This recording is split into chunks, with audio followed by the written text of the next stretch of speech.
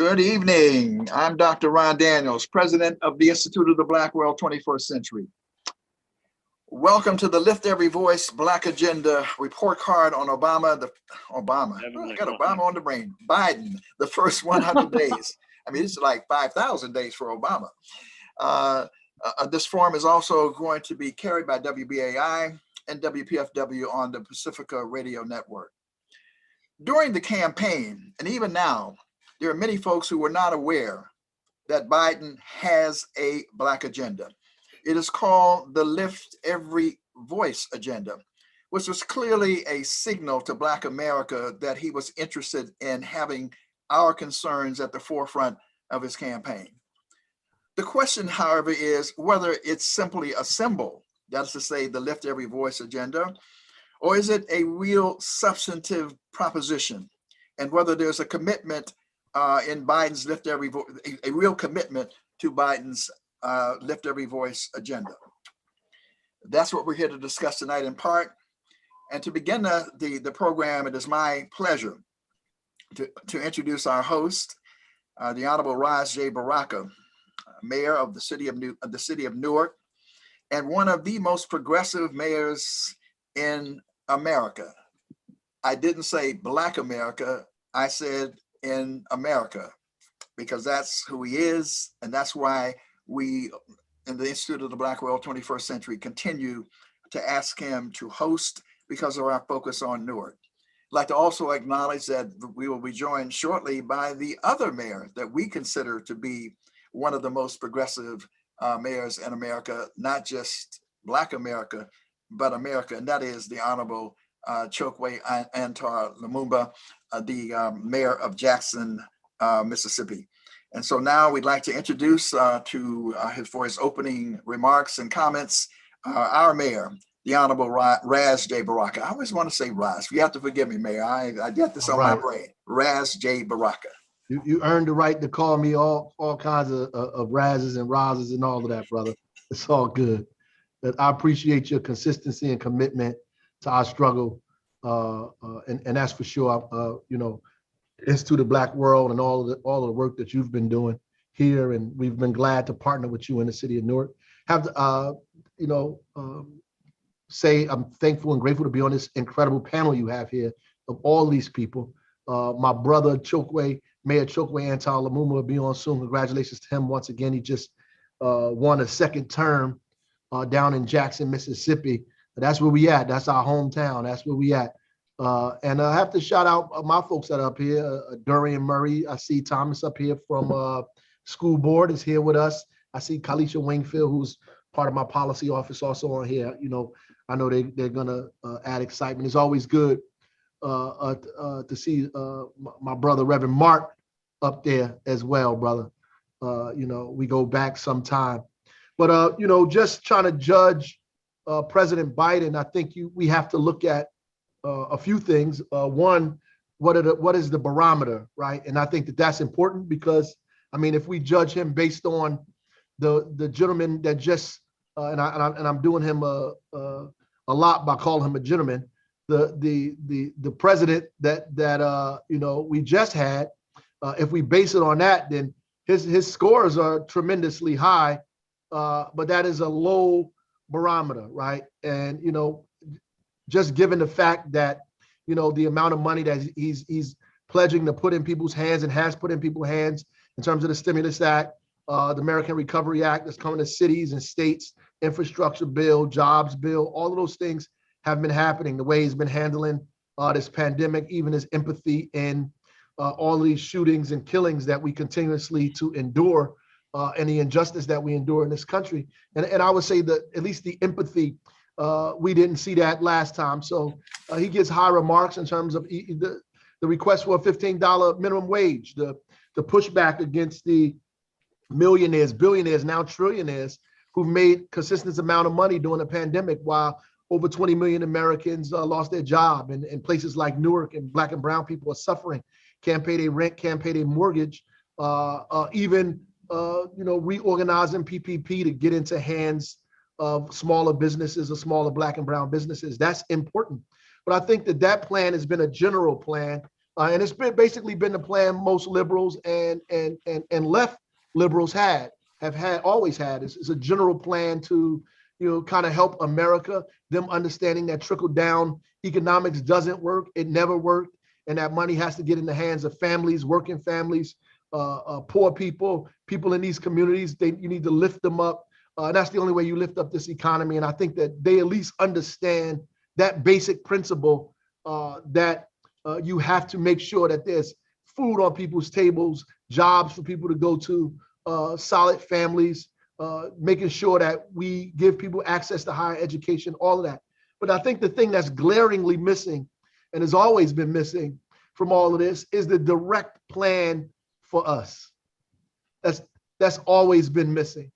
And if you want to grade him on that, he will get the same grade as most of these people, because there is no direct plan for us.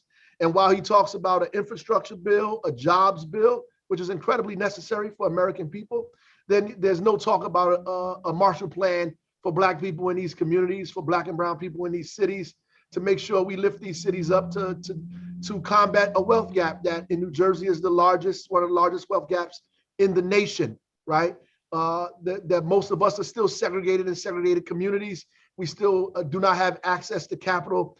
We still do not have access to open schools and community and employment. That money has to be put in our communities directly, deliberately, and it needs to be said.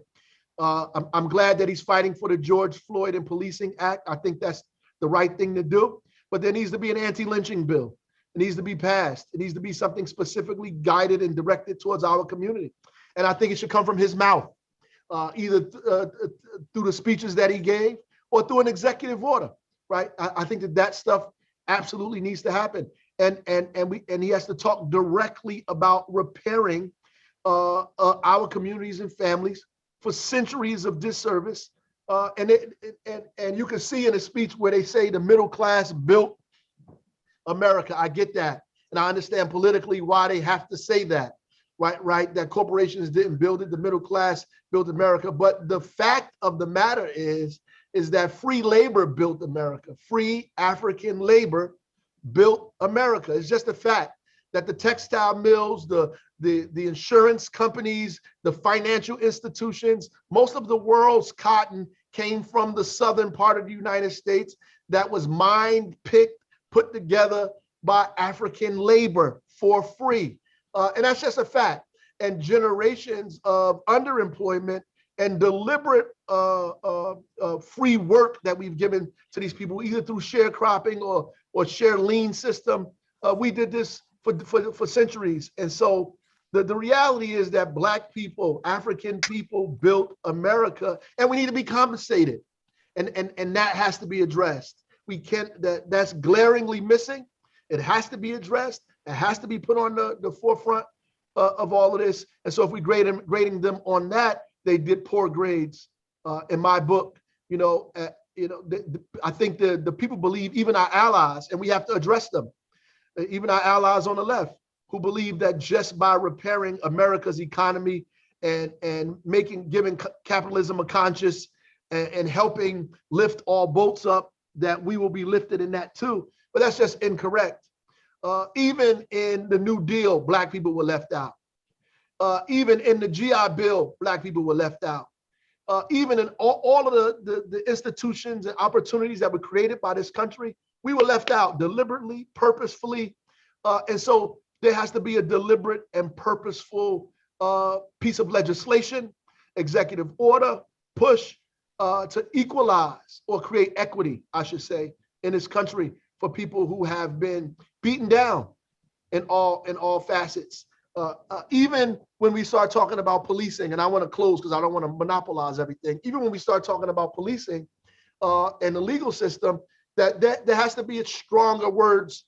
And I appreciate him using racism and white supremacy and systemic. I appreciate that. That's a long way from where we were, but we have to push him to go even further than that and begin to do things on a national level to help reform, change, reimagine what public safety looks like. And I want to leave with all of us here today so we can understand, though all of these killings are taking place, that our gripe is not only with the police. And I need us to understand that, because what will happen is we'll get all these police reforms and we'll still be in poverty. We'll still be getting beaten. We'll still have poor housing. The wealth gap will still be the same. White supremacy will still exist. I like Ben and Jerry. Ben and Jerry said the system is corrupt, talking about policing, and it can't be reformed. It has to be replaced. And so that doesn't just go for policing. It goes for probably every major institution in this country. And we have to make sure that we don't get so caught up, and don't repeat history, get so caught up in a battle with the police, we forget that our battle is the state itself and not the police. So that's really all of that I have. I know this is going to be an incredible forum. I appreciate you having me on. And I think the work that we're doing locally in all of these cities and countywide and statewide, that we have to begin to do them and unite with each other to make a national push to push these people even further than they already are. We have to keep pushing and keep pushing, because they weren't always at this point they're at today. That's because people were in the street. It's because people were organizing, people were demanding change. And so we pushed them to this part. Now we have to push just a little further to get them to say, Black people in this country, African people in this country, even brown people in this country have to be repaired for centuries of abuse and neglect, and that there needs to be an urban Marshall Plan. All right, we thank you, Mayor Ras J. Baraka, strong right out of the blocks indeed. Let me say that nearly 50 years ago, the National Black Political Convention in Gary was convened by the Honorable Richard Gordon Hatcher, Congressman Charles C. Diggs, and Amiri Baraka, the father of our host. And it focused on the need for Black America to have a Black agenda, a Black political agenda, as a basis for selecting, electing, and holding candidates accountable. Black folks should always have a Black agenda, whether it's at the city level or the county level, the state level, congressional or presidential election. It's really in this spirit that we convene. The Institute of the Black World 21st Century convenes this forum.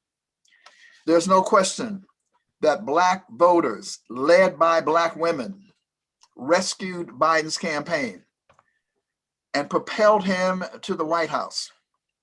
Black voters in Georgia, indeed, also marched on ballot boxes to defeat the MAGA loyalists, and they were MAGA loyalists, white supremacist terrorists who advocate white power. It's out in the open now.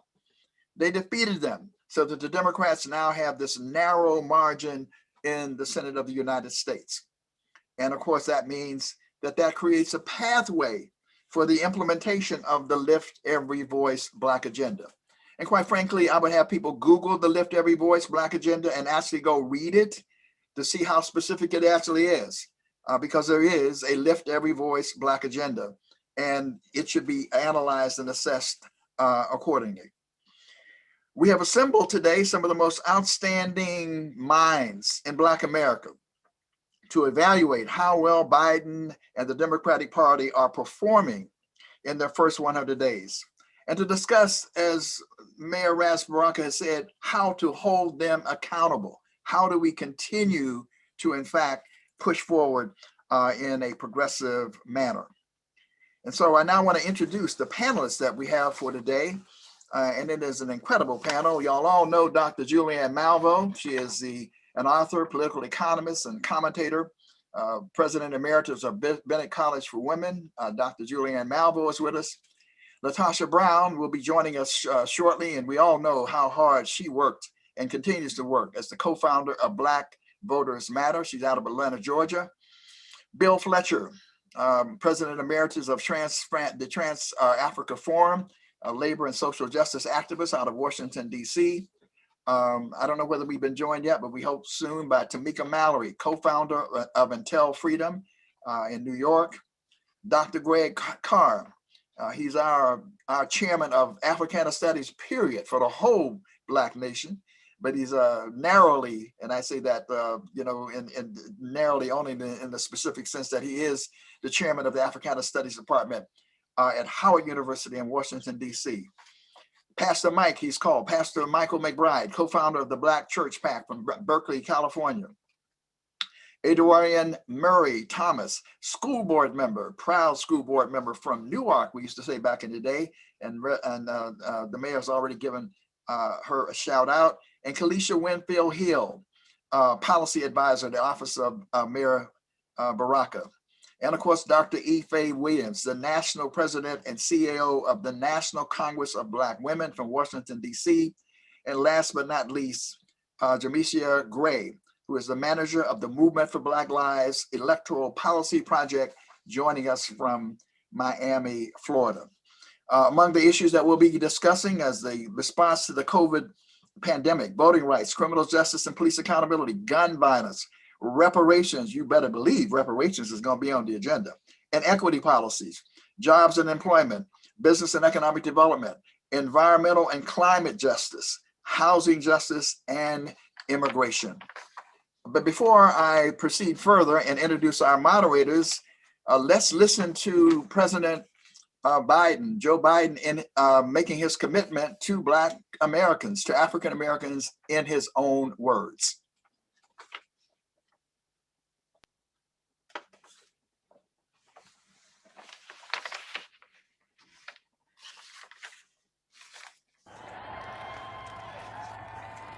To all those of you who volunteered and worked the polls in the middle of this pandemic, local elected officials, you deserve a special thanks from the entire nation. And to my campaign team and all the volunteers and all who gave so much of themselves to make this moment possible, I owe you. I owe you. I owe you everything. And to all those who supported us, I'm proud of the campaign we built and ran. I'm proud of the coalition we put together, the broadest and most diverse coalition in history. Democrats, Republicans, independents, progressives, moderates, conservatives, young, old, urban, suburban, rural, gay, straight, transgender, white, Latino, Asian, Native American. I mean it, especially those moments. And especially for those moments when this campaign was at its lowest ebb, the African-American community stood up again for me. You've always had my back, and I'll have yours.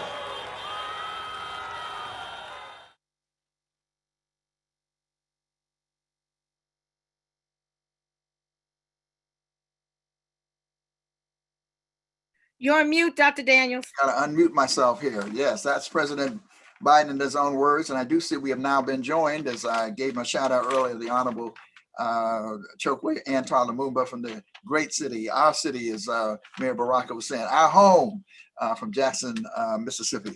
It's now my privilege to introduce our moderators for today's panel discussion, the heart, the meat of this conversation. We begin with none other than Reverend Mark Thompson.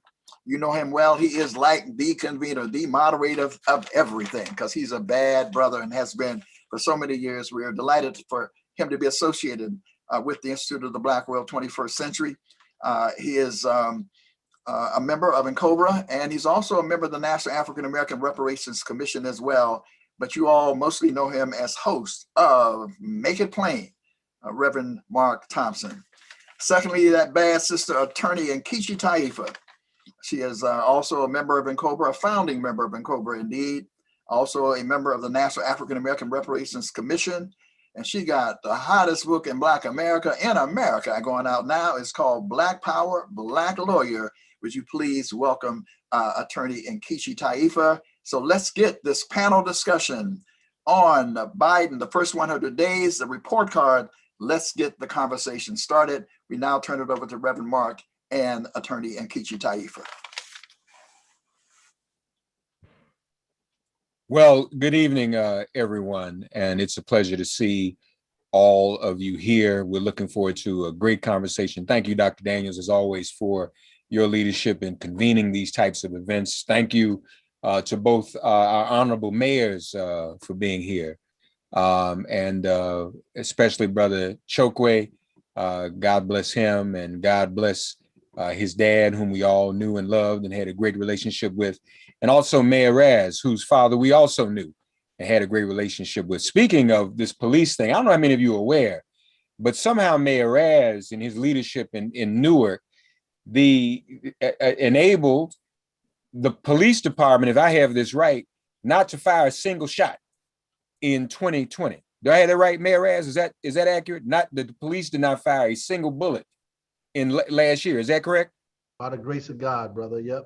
Yeah. So we need to send you around the country, show these other police departments and mayors how to do that. Nkechi, do you have any opening remarks? It's good to be with our sister. Be sure to get her book, Black Power, Black Lawyer. It's very exciting. There's even couple of interesting scandalous type things in the book that you all will want to read about. Welcome to you too, Sister Nkechi. Thank you so very much, Governor Mark. It's all good. It's a personal joke we got going up here. But, as we heard on the video, Biden says that he has our back. Well, what we want to make sure is that he keeps the rest of the country's knee off of our necks. Okay.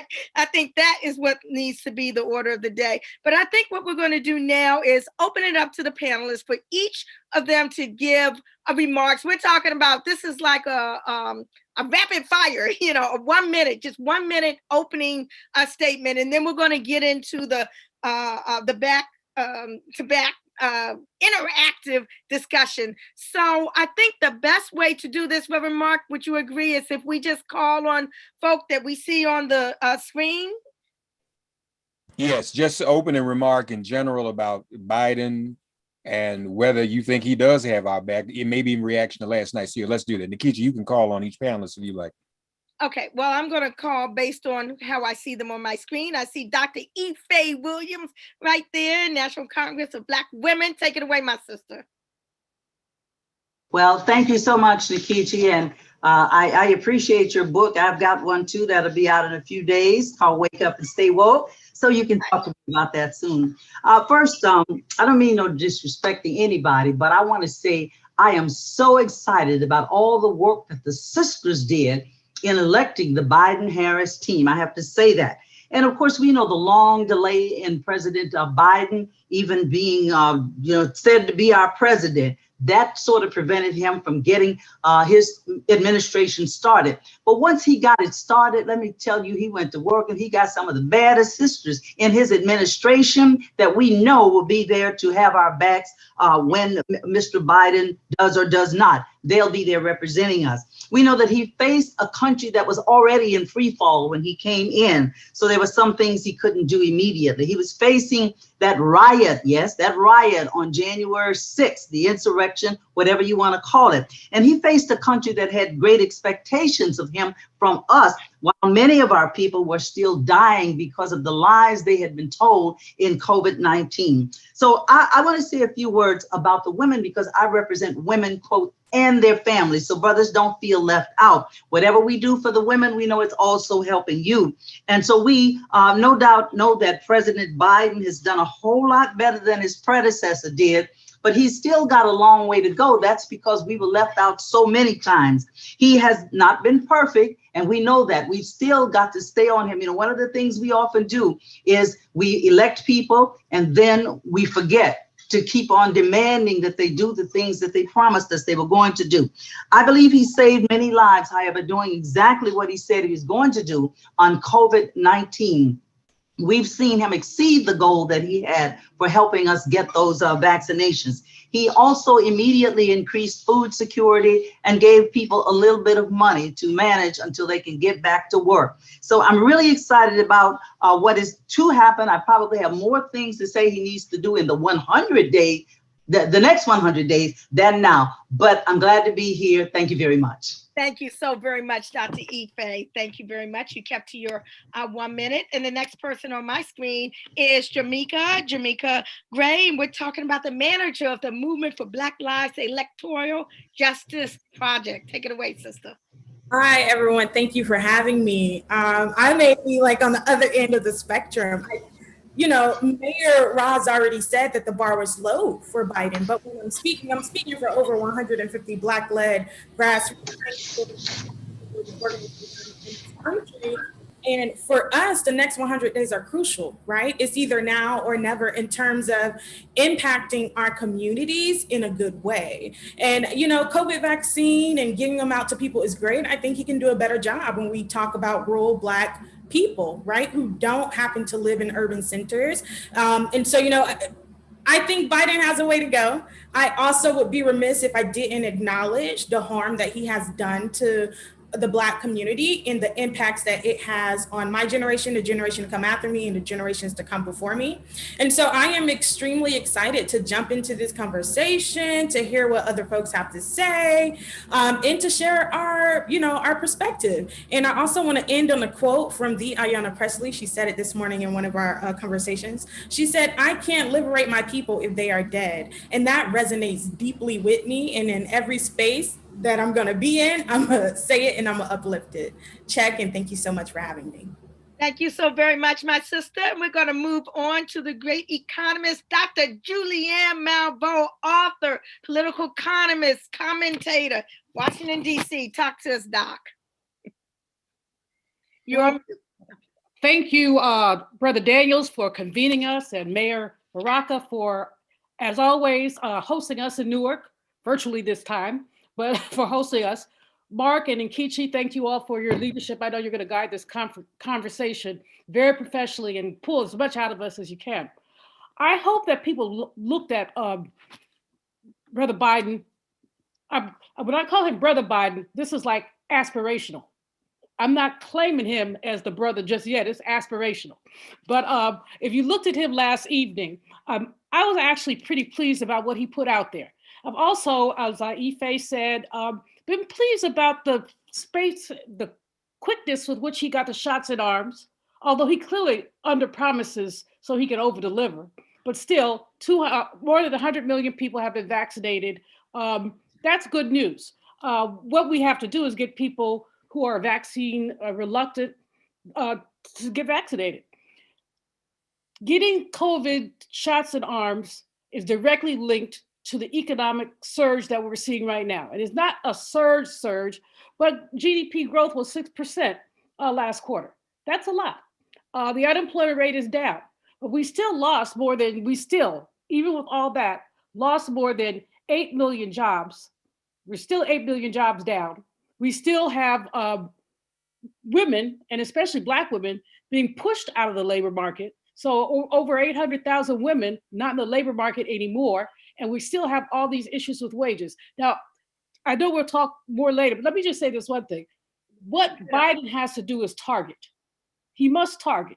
He has this rhetoric about equity, but he has to target. He has to say, these dollars are going to go to create Black jobs, and not Black and brown jobs, Black jobs. These dollars are going to go to these communities. He's afraid to do that, but you know what? He's not the first one. So was President Clinton, and so was President Obama. So we have to, as Faye said, we have to stay on him. We have to stay on him, but he has to do better for the people who he said he had their back. All right. Thank you so very much, Dr. Julianne Malveaux. Let's bring a brother on up in here right now, Brother Bill Fletcher, author extraordinaire, labor and social justice activist, Washington, D.C. Talk to us, Bill Fletcher. Nkechi, thank you very much. Ron, thank you very much, and Mark, and all the panelists, Mayor Baraka and Mayor Lumumba. Very quickly, I begin actually in this, that a year ago, I would put $1 to a donut that not one of us expected that Biden would be any more than a warmed over Obama. That not one of us expected that he would come out of the gates the way he did in terms of domestic policy. And I think that that's very significant. And I think that it speaks to some battles that are going on in the political class and the ruling elite that we should pay some attention to. The second thing is that I don't expect him to watch our backs. I expect us to insist that he does that. And I think that one of the mistakes of the Obama years was our expectation that he was going to follow through with little pressure on him on the commitments from 2008. And I think that we were badly mistaken on that. And therefore we should learn that the only way that this happens is if there's pressure. And that means organization and mass movements. And I will leave it at that. All right, thank you so very much. Let's go on and go to my sister, Latasha Brown, co-founder Black Voters Matter, worldwide person. I mean, every time, good. I mean, I can't keep up with you, Latasha. So happy to see you, my sister. You know, I do want to raise something, you know, what I think I agree with all that's been said so far, but I do want to raise something in the context really to build off what Bill said. What we have to really recognize is we have to recognize that, you know, oftentimes we're in this position around, we're looking at, you know, politics from the perspective of what this politician is going to do to actually shift and change everything. When the truth of the matter is, it doesn't matter if we had Jesus as the president in this country. Until we do structural change in America, we will keep dealing with what we're dealing with. And so what we have to deal with is that we have to pressure Biden to actually make structural change. But I also think that we can hold an understanding of literally what movement did is movement created a process where here is the president of the United States literally standing with a Black woman and a white woman to his left and his right, right? That is something commendable, y'all. We need to think about that. And we did that. That is saying that trickle down economics. I'm not so sure that President Biden would have said that 5 years ago, right? I'm not so sure when we're talking about racial justice and we're going to close down the prisons, private prisons, as he said today in Georgia, that he would have said that 5 years ago. I'm raising that because I think it's also important for us to understand our leverage and not to really marginalize where we are seeing change. But I do think where the opportunity, and we'll talk more about this, I think I think he came out the gate swinging. I think the stimulus package was something that was needed in our community. And as much as we don't need to marginalize COVID, not in a space where I've had family members to die, not even in a space that in the state of Georgia in April of last year, 80% of all people who were hospitalized were Black folks. So COVID has been devastating in our community. So I think it's important for us to really think of this balance of how do we push him around structural change. And I've got a lot to say about that because he's going to have to end that filibuster. Well, you're going to definitely have opportunity to expand and explode. My sister said he came out swinging. Well, let's see what Dr. Greg Carr has to say about that. We're going to be bringing him up. Next, we're talking about Greg Carr, the chairman of the Africana Studies Department at Howard University. Talk to us, my brother. Thank you, my dear sister. And I get promoted to the faculty July 1st. So I'm rotating out of that chair so I can go back to work. So I'm very happy about that. But that having been said, thanks to IBW, of course, Brother Ron, and thanks to all you, Brother Mark, and to our mayors, Mayor Baraka and Mayor Lumumba. I just want to continue. And Sister Latosha, you just put it where we could get it. You know, Joe Biden's being, to use the words of Lerone Bennett Jr., forced into glory. And he's being forced into glory and pushed leftward. When we heard him open his mouth last night, no wonder he came out the podium and shook hands with Bernie Sanders, because he sounded like Bernie Sanders and Elizabeth Warren. That's because of the work y'all did in the streets. Y'all drugged that mummy to the left. He ain't as far left as we want him to be, but he's getting there. He's done more in the first 100 days, but not enough. So when he says that this is already paid for, and he shouted out them 650 people who made $1 trillion during this plague and said that the things are already covered, that's warfare that immediately triggered those who protect the capital class, including our brother Tim Scott, who shook his jangle leg for everybody making over $400,000 last night in South Carolina. So finally, I'll end with this at the beginning, because I know, as you say, we'll talk about this. You know, Black folk have always had to have big government. The big failure was Reconstruction, where we didn't get our reparations. And so since then, there have been little reconstructions in the 60s. And now we are possibly in a third one if we push them to do that. And what we see is that Republicans love to hate big government until they love big government. In the case of New Jersey, the mayor of Newark can work with the state of New Jersey. But in the case of Mississippi, we got to surround and protect Chokwe Antal Lumumba at all costs, because he's got a white nationalist in the State House in Jackson. And we have to understand that it's us that make the change, not the other way around. Absolutely. Thank you so much. We definitely need to protect our leaders there, Chokwe and etc. We're going to go now to Adorian. I love that name, Adorian. I don't know if I'm pronouncing it, Adorian Murray Thomas. We're talking about someone who is a school board member in Newark, New Jersey, personally picked by Mayor Ras Baraka to be part of this panel. Talk to us, sister. Thank you, my sister. And I have to say, it is just so humbling to be in the space of so many people who I love and admire and have grown up reading and studying and listening to. So I just want to thank you, Mayor Baraka, for your leadership and for having me. I want to thank you to Mayor Lumumba, all these other progressive leaders, Black leaders in our country who are making space for young sisters and brothers like me and Kalisha and all of us coming up to do this work. My name is Adorian Murray Thomas, and I'm the founder and CEO of She Wins, Inc., which is an organization I started at 19 for girls like me who were affected by gun violence in the city of Newark. When I was 7 years old, my father was killed literally 2 blocks from our house.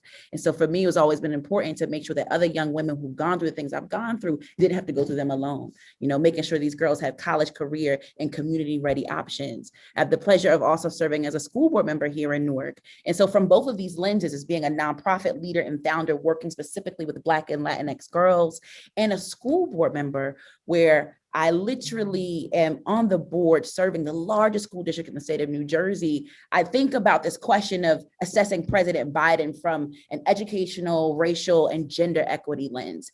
My question is really simple. If I'm gonna judge President Biden, I have to judge him by how he is serving our kids and how his plans are impacting our young people. And so I'm looking firstly at the rescue plan, right? And the fact that with the rescue plan, there's a $170.3 billion investment in funding for public schools across the country. For Newark, we're looking at $84.2 million of relief to come into our district. And so as a person who literally up until this day is getting calls and Instagram direct messages from my young people telling me about some of the challenges they're having learning remotely while they have to take care of their own education while also helping make sure that their little brothers and sisters are logged on. Or from my mentees who are having to work for the first time because their mom lost their job or lost her hours. And so now she has to do more. When I look at the fact that this administration is making an unprecedented level of federal investment in public education, that's a win.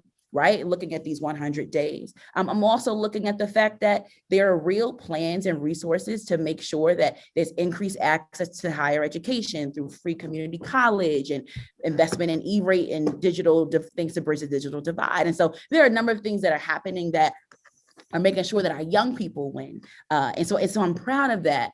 Yes, and you know, you're gonna have an ample opportunity when we get to Q&A to really, really go deep on all of this, but we're going to go on right now. And we're going to make sure that you have the opportunity to really flesh out those ideas. So thank you, my sister Adorian. We want to move to your colleague right now, Kalisha Wingfield Hill, who's policy advisor with the Office of the Mayor, Ras Baraka, Newark, New Jersey. Kalisha, talk to us, sister.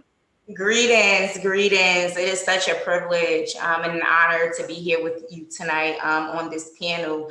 I do want to give a special shout out to my mayor of this great city, Mayor Ras J Baraka, for always being so supportive and always doing the work that's necessary at the local level to advance our people. I'm always excited to work with him and to help him do this work to move the city of Newark forward and to move the state of New Jersey forward. I do want to applaud President Biden on a lot of his efforts. I mean, he's made progress on his promises related to the COVID-19 pandemic.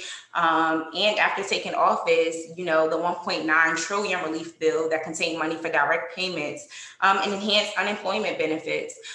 There are some other things that I am going to critique him on once we get into our discussion. But there are certainly some great things that he's been able to do during the first 100 days. So again, applaud him on his efforts.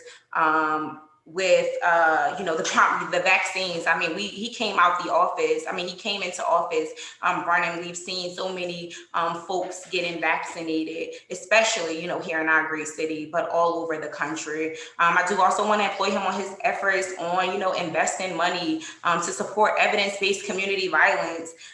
There's no secret that, you know, there is, the cities across the country are experiencing historic spikes in homicide. So as we, get into the discussion, there's some things I do want to talk about. But again, thank you for having me. And I'm ready to discuss some of these issues. Thank you.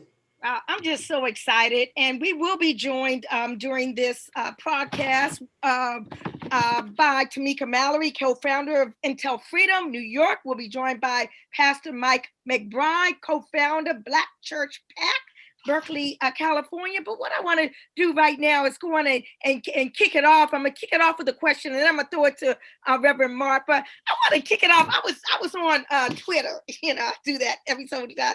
And one person I follow all the time, at Africana Carr, and he tweeted something this afternoon that I found quite interesting. It was in response to the rebuttal of Senator Tim Scott, the lone Black Republican in the Senate. And it was a rebuttal. He did the rebuttal to President Biden's 100-day remarks. And Greg Carr said, quote, he said, when you start your history with cotton and are voted into Congress by people who believe that you and your people should never have left those fields, everything since then seems like an improvement, regardless of how unacceptable the cost to the rest of us. Professor Dr. Greg Carr, can you expound on that or explain what you're talking about, and give us just a little flavor of what motivated that tweet? I appreciate you, sis. And in fact, we follow each other, and you be laying that fire down. It was just so happened I did that little tweet this morning. And I'm mindful I got my stopwatch on, so we're gonna keep in the rapid fire spirit of this.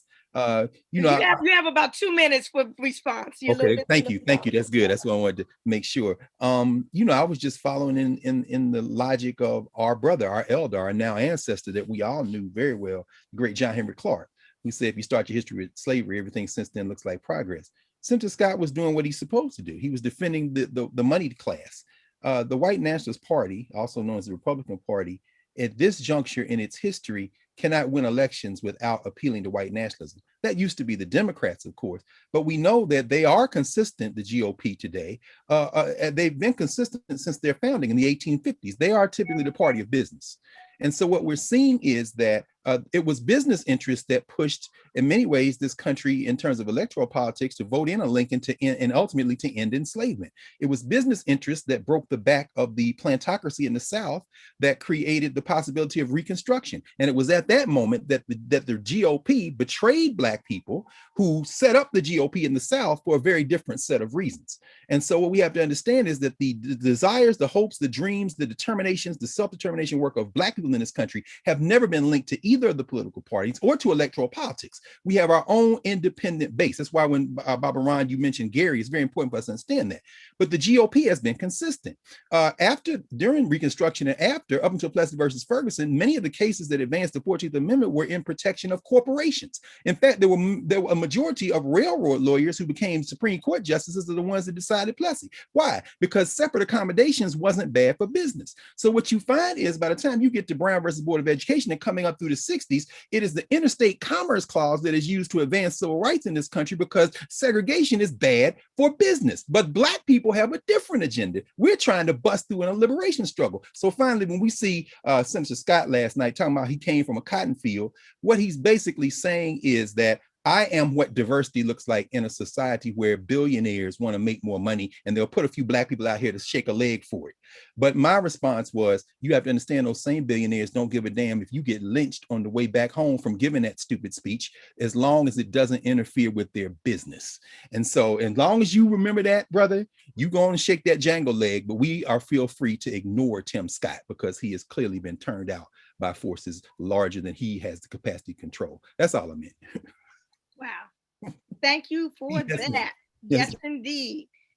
Reverend Mark, are you there? Before Reverend Mark comes on, does anyone else want to comment on the Tim Scott rebuttal remarks to the Biden 100-day speech? Just curious. I mean, the other state in America is Not racist. Yeah, not racist. Well, you know, what I found interesting is that the brother is so well educated, you know, that he does not know what rebuttal means, because when he said things like, oh, you know, well, Biden is for abortion, that was never mentioned in the statements of President Biden. But so he wasn't rebutting something that President Biden or the Democrats said. And it was just a couple of weeks ago, before he was appointed to that committee where he's dealing, you know, with something with the Democrats. He said, you know, I'm a Black man, and I've been stopped by the police unfairly. And, you know, he just went on talking about this, making us know his credentials. But at the same time, he lost those credentials last night.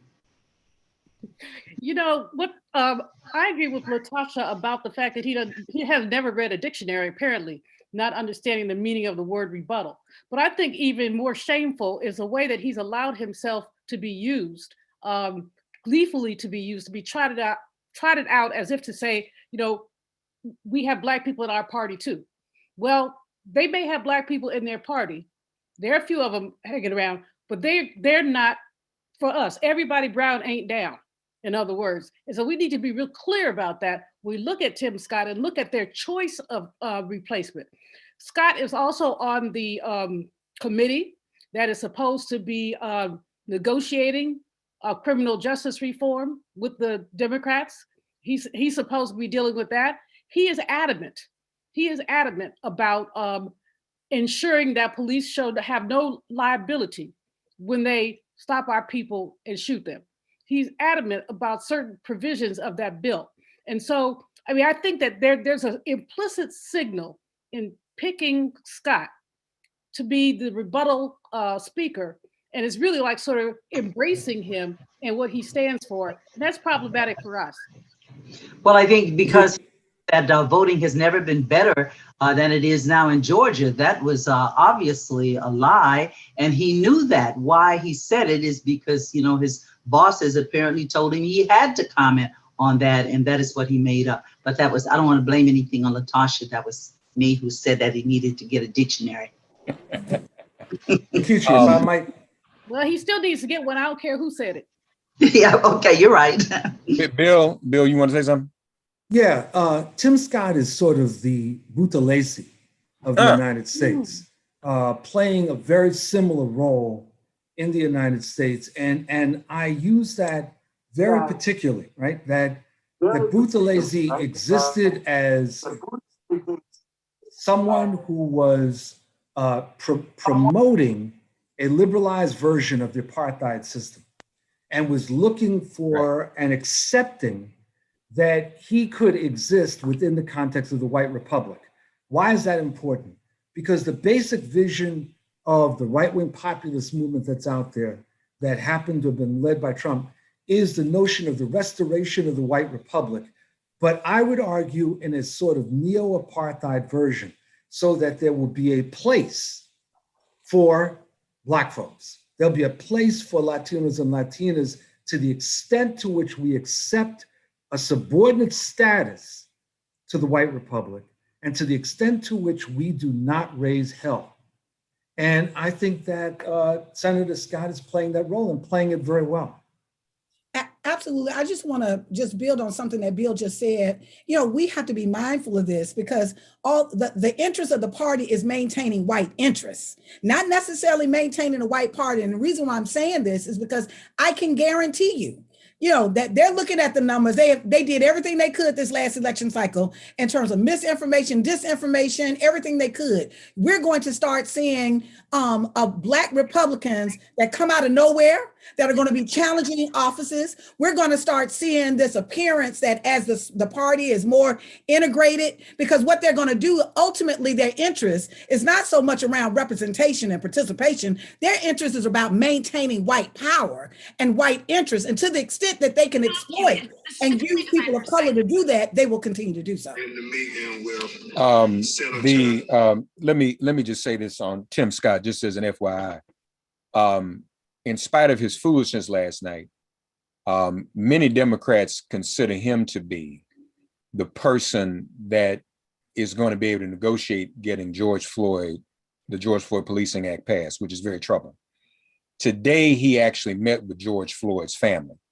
I just want people to be aware of that. So there's some self-contradictions going on with him. And I think last night, many of us were not comforted by his words, yet there's some Democrats, including some members of the CBC, who are still touting him as the real difference maker in terms of making this thing happen. And I find that hard to believe without a great deal of compromise, including giving up on the issue of qualified immunity. So we'll have to watch that. I want to move on. So we've got two prominent African-American speakers and spokespersons who are on polar opposite ends when it comes to Biden in the past few hours, or the past 2 or 3 days, actually. Dr. Umar Johnson, who says Biden hasn't done anything for Black people, and Dr. Cornel West, who I think spoke today. So why don't we do this for the benefit of our guests, our panelists? I want to share a little clip of what he said and then get some of you to react to and see if you agree or disagree. So first we'll start with Dr. Cornel West. We can't hear the sound.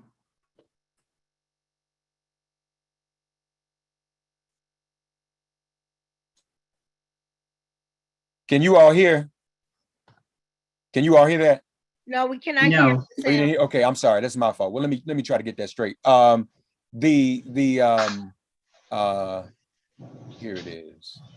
Yeah, here we go. I'm sorry. I got it now. I think I have it now.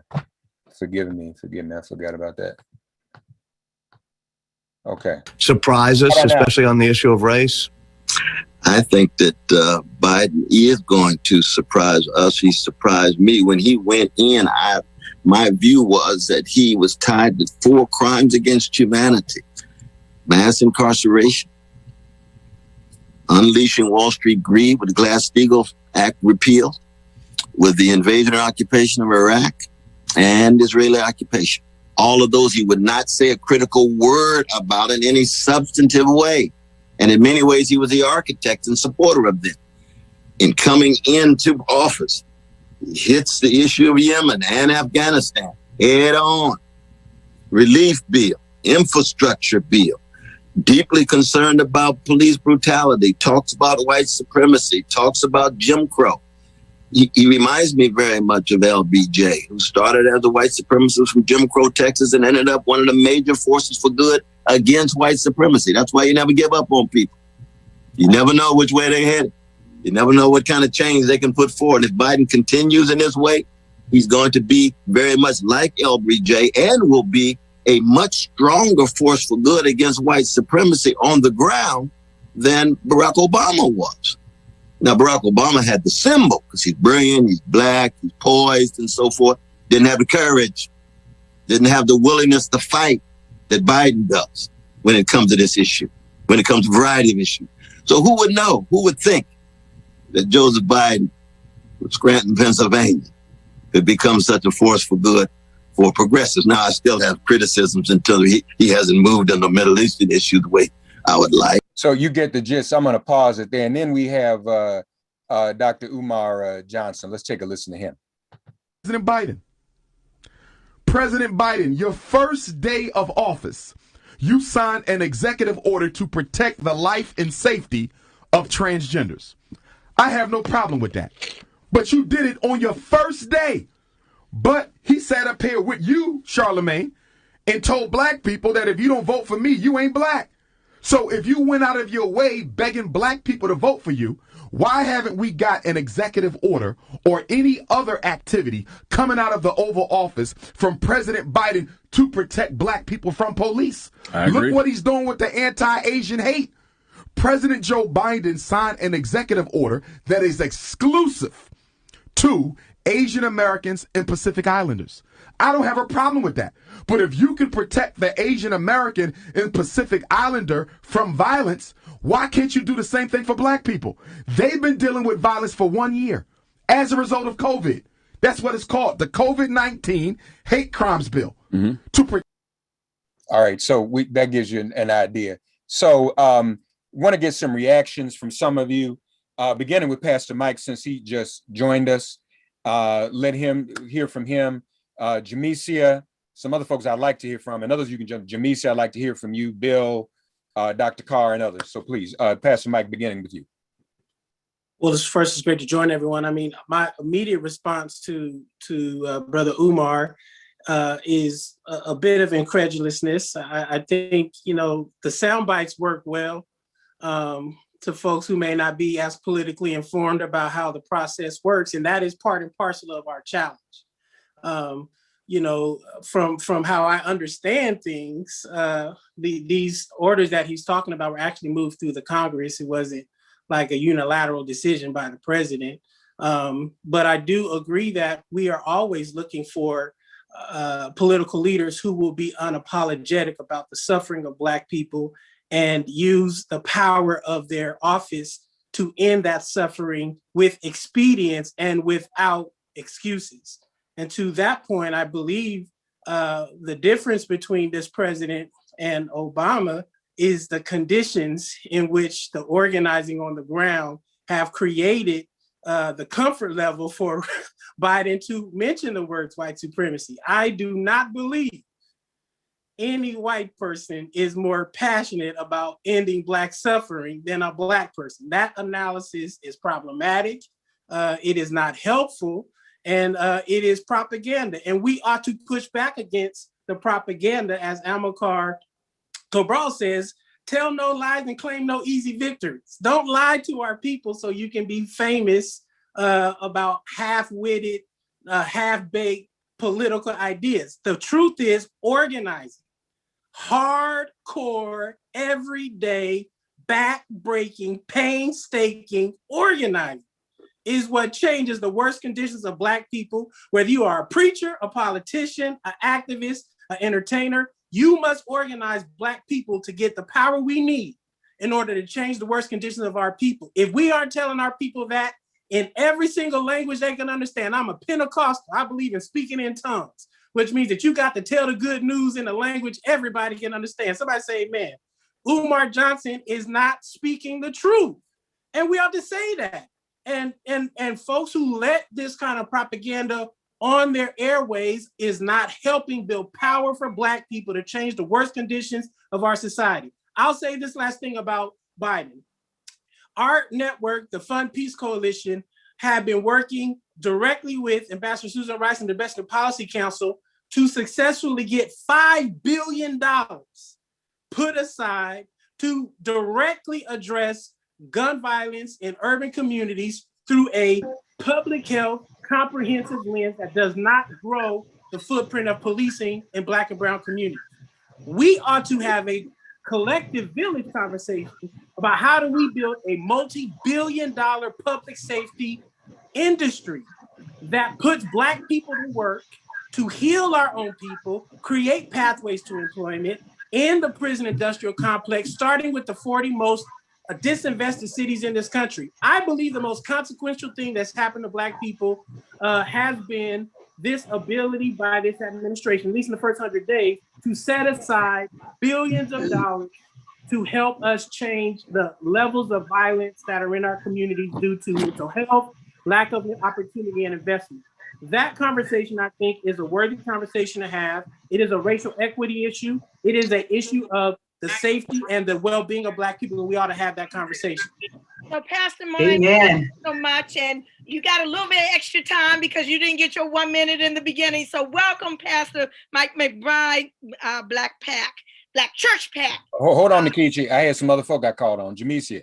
No, I know. I was just letting folk know that there's 2 minutes for response, but he got a little extra time because he didn't have his initial one. So Jamaica, let's hear what millennials, Black voter,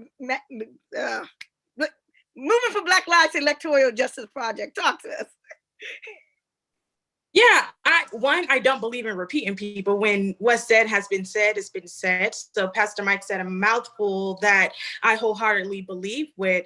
And I think that respectfully to Dr. West, like, I'm not going to sing the praises of Joe Biden because of the, right? If 26 million Americans did not take to the streets last summer, Biden wouldn't be saying the things that he's saying now, right? So our conditions, the organizing of our 150 grassroots Black-led organizations are doing, and the movement at large, not just the Black liberation movement, but the progressive movement at large. If it wasn't for us organizing, if it wasn't for us saying defund the police, or what's more digestible, reimagining public safety, Joe Biden wouldn't be saying white supremacy, right? It's easier to say, I'm gonna name this thing and I'm gonna push this thing and I am gonna support this act than what it is to give us exactly what we want, right? And so I think it is important for us to think about the work that went into changing the conditions that allowed for Joe Biden to comfortably name white supremacy, right?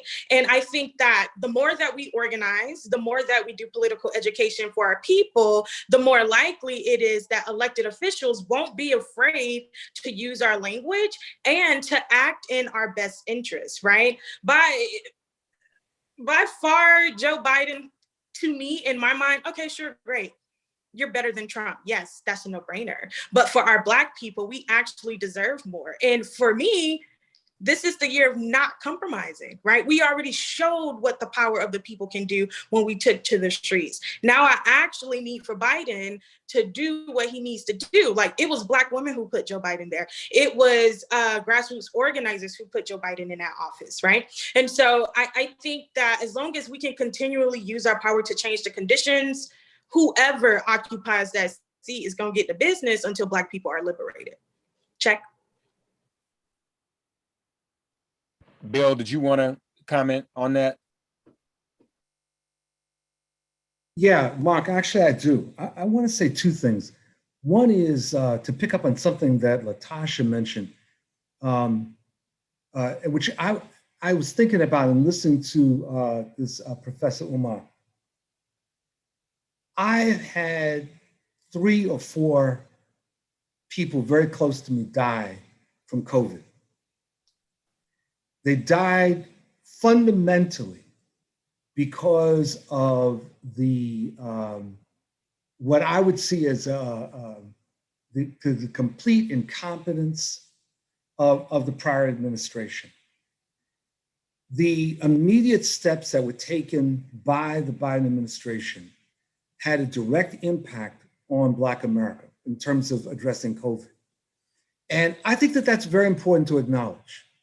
I think it's also important, both strategically and tactically, that, and I'll absolutely agree, as I said earlier, that it's mass movements that bring about these changes.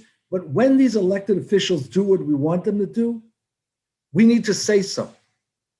And I think that unfortunately, there's too many of us that basically think that our role is only to criticize, but that when people do the right thing, we basically sit back in silence. And what we got to understand is that we may sit back in silence, but the right wing sure as hell isn't. And that they are taking every opportunity to shift the narrative. And so it's really important for us to emphasize both mass movements as well as when these elected officials are doing what we have demanded. And I think that we've got to emphasize that and say, yes, that's what we were voting for. That's what we need, and we need more of that. So I want to go to Dorian and Kalisha, both of whom represent Newark, New Jersey, and just curious from your vantage point in the work that you are doing there on the field there in the city. What do you think about the Biden speech, the rebuttal? Do you feel that he's doing enough? Do you think that it's not enough? What's your sense from on the ground from your vantage point? Hey, Dorian, why don't you go on and start? Yeah, I mean, I just think it's difficult to talk about Biden's 100 days and not really keep it 100 about what 100 years plus has looked like for Black people in this country, right? We can't talk about Biden's 100 days and not talk about the 100+ years of kids being left behind in the education system, the 100+ years of our cities being disinvested in and redlined at the cost of generations. And so what's so affirming about this conversation is that I think we are getting to the nuance, right? Which is that we cannot celebrate, we don't have the luxury rather of celebrating progress in just 100 days without looking at the context in which it all existed and about the work that still remains to get done. I think something that the Biden administration, and a lot of this is a credit to also the Bernie Sanders coalition, the coalitions of organizers and voters who talked about here already, who have been on the ground. One of their strengths has been in re-energizing a group of young people who have frankly felt disenchanted by both the Republican Party, the Democratic Party, and politics overall for years. When you look at voter turnout for young people, historically, it has always been really low, particularly within the past 50 to 60 years, which is ironic when you look at the civil rights movement and the history of this country, where young people, particularly young Black and brown people, have always been at the helm, right? You cannot talk about civil rights and not talk about a young Stokely and not talk about a young Diane Nash, and the names continue. And so we have to really get at, one, how are we engaging our young people, not just when it's time for an election, but all the time, right? As my mom used to say, we got to stay ready so you don't have to get ready, right? And then also, how do we make sure that this coalition work that we're building for young people just feels real and authentic? Really quickly, because I don't want to take up too much time, but one of the many mistruths about one of the things that Dr. Umar shared was this idea of, if you talk about trans folks or LGBTQIA people, you're not talking about Black people. And the reality is that there are Black people who are in the LGBTQI community. They just are. And so if we're going to talk about a coalition that is serving all of us, we have to talk about all of us. And how do we approach this work from an intersectional lens? The fact that Biden is even using the words white supremacy, intersectional work, youth activism, it's not by his own good merit. It's because organizers who look like those of us here on this panel have pushed him to get to that point. And that's the work we have to acknowledge. All right, my sister, thank you. Kalisha, what are your thoughts on this? Yes, I just want to echo my good sister, Dorian. It's hard to talk about the 100 days without talking about the 100 years. But I also do want to add that, the president referred directly to mass shootings, and he said that gun violence in America must be addressed as a public health crisis. And recently, Mayor Baraka, he took 5% of the police budget here in the city of Newark and reallocated those funds to build the Office of Violence Prevention and Trauma Recovery. He's been saying for years that we have to begin to look at this issue as a public health crisis. And I will say that, Biden took this $5 billion, to echo the brother, to train, at-risk individuals for jobs and provide other wraparound services to prevent violence, and assist victims. And while we know that, on a national level, it's clear that the violence that we're experiencing, in urban areas has to be, resolved on the local level. Nationally, we have to empower local governments and, local organizations to attack violence we are experiencing and continue to provide them with the resources to do such. So again, just to echo my good sister, Dorian, it's like, we have to address the 100 years that we've been experiencing here in America. And in Newark, Mayor Baraka is committed to doing that work and seeing what it is we could do here on the local level, but again, calling on them at, nationally to say that we need your help to make sure that we have the resources to address a lot of the issues that we're experiencing. So that's my take. Very good. In the interest of time, and everybody has about 2 minutes or less, I want to just kind of do this quickly because I don't want us to miss certain areas. Latasha, you first. I'd like for you to talk about what Joe Biden needs to do, if anything he can do, to protect us from voter suppression from these Republican legislatures and states. If you could do that. Dr. Julianne Malveaux, after that, if you could address, he said he used the word jobs probably more than any other State of the Union we've heard. Jobs, jobs, jobs. What he has to do there, is he doing enough for us? Bill Fletcher, what should be? Cornell talked about foreign policy. You address foreign policy, what he needs to do. And then finally, Dr. Carr, what we expect of him when it comes to reparations. Latasha, go first, please, on voter suppression. Okay, one, thank you for that question. This conversation is so nuanced.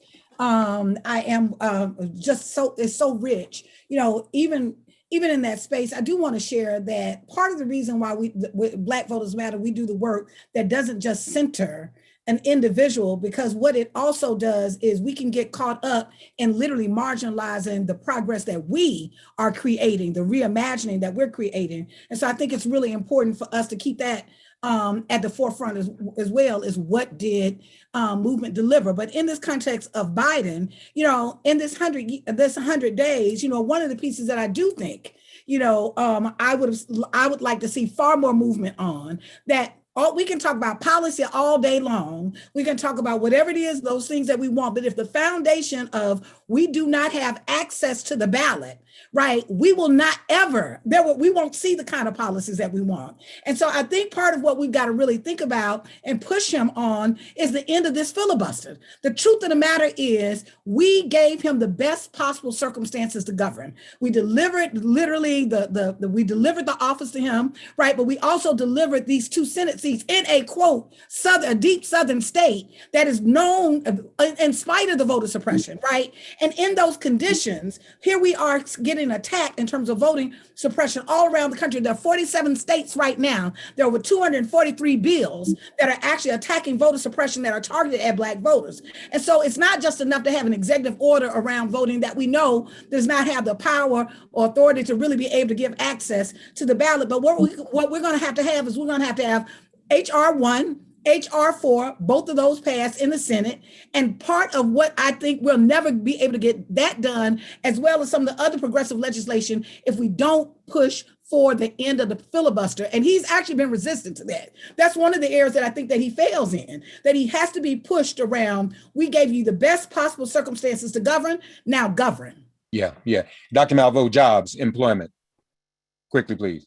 You're muted. Believe me, that's about the only time you have me muted. But in any case, all the jobs numbers look better than they did in November, December, January. It's a result of the infusion of the COVID, of the stimulus money, the fact that cities and states are getting some money, which means we didn't have to lay off.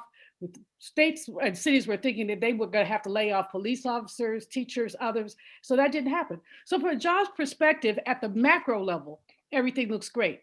Now, if we drill down to the micro level, what we find is that some communities, this may be the only time in employment history where the Black unemployment rate is not twice that of whites, but that's only because the white rate has gone up so high.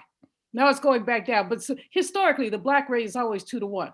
So we still need targeting, and we need targeting for Black women, especially. Not kicking the brothers to the curb, but so many women have basically dropped out of the labor market. President Biden's infrastructure bill, if he does it the way that Joe Manchin and those want to do it, traditional infrastructure, that those jobs are heavily weighed toward men. The CARES bill, which he has in there with some teachers, childcare, elder care, those occupations are basically tilted toward women. But he's going to have to fight with Manchin, or as Latasha says, get rid of the filibuster. I don't know what his resistance to getting rid of the filibuster is, but he is definitely very resistant to it. So the CARES economy, there are all kinds of people who've talked about why it's so important, and it's important for productivity as well. We know that women represent nearly 50% of the labor force. Right. And so if you don't deal with women, what we've done is we've set women back a full generation. We've not seen women's labor force participation rates this low since the 80s. Right. And so that's one of there's a lot more he can do, but especially as around targeting. And I won't say something about reparations, but I think you asked Brother Carr to do that. Yeah, I'm gonna ask Brother Carr to say about it. I did read statistics that said Black women have lost more jobs since the pandemic than any other group of people. Including all these so-called hospitality workers, which many of them aren't Black women, but still somehow Black women have lost more jobs. Bill Fletcher, foreign policy, we haven't touched on that. Cornell mentioned it. Not a whole lot about foreign policy last night, but what are your thoughts? Yeah, no, there wasn't very much except on China. So I think that Cornell was correct that it's actually a very interesting and mixed bag.